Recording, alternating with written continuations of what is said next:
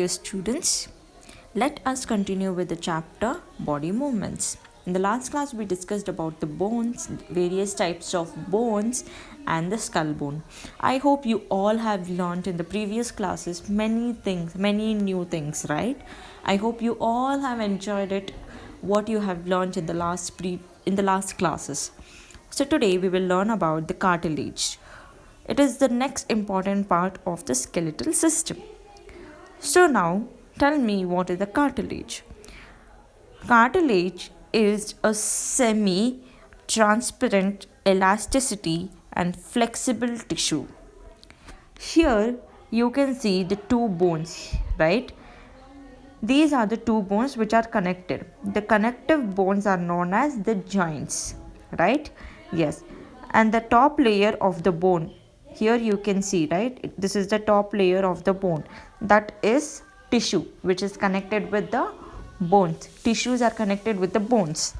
Okay. So that tissues are they are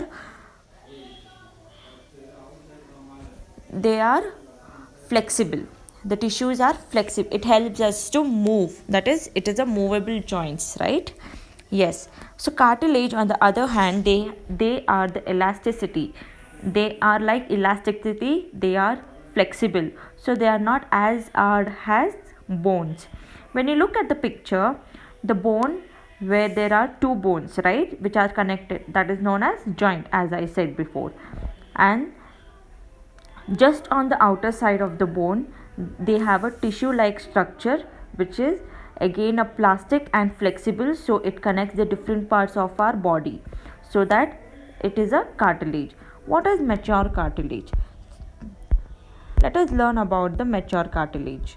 Mature cartilage is relatively solid. It is not that it is not flexible. It is flexible to an extent, but as compared to the bone, that is, bones we cannot bend or move, right? Only due to the joints we are able to move our hands, but the bones cannot bend, or it cannot be flexible. But cartilage are slightly flexible to an extent. Okay, students? Yes, it is not hard, it is soft. It is a solid structure. But we don't find the cartilage everywhere. We find it in the certain specific part of our body. That is, for example, nose, ear, and trachea. In these, the cartilage are present in ear.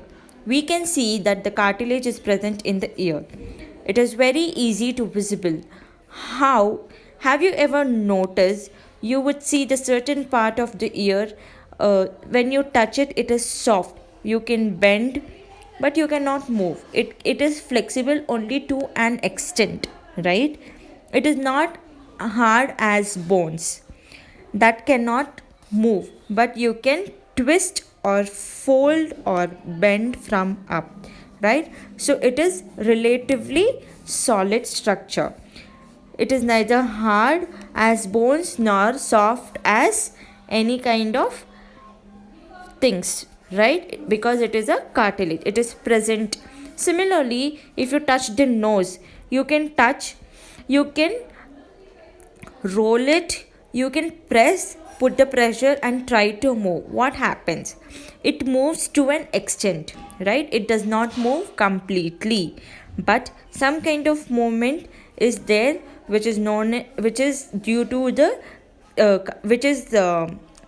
because of cartilage, due to the elasticity of the cartilage.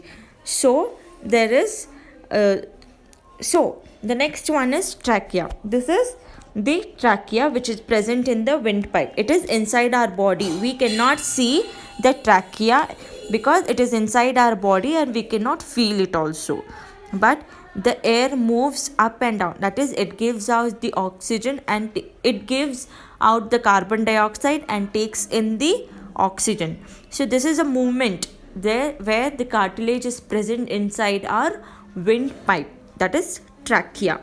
Okay. Yes.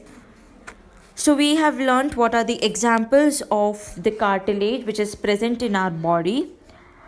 So the next one, covering bones in movable joint. It is also found in covering bones in movable joints. Wherever you have seen the movable joints, that is hinge joint, ball and socket joint, etc., they all have bones which are movable.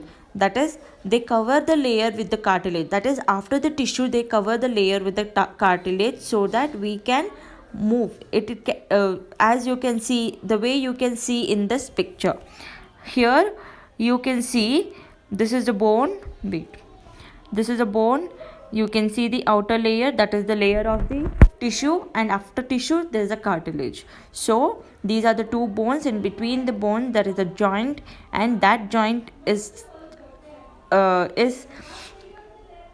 done with cartilage. Okay, yes. Now let us see which is the most important, or the important of the cartilage.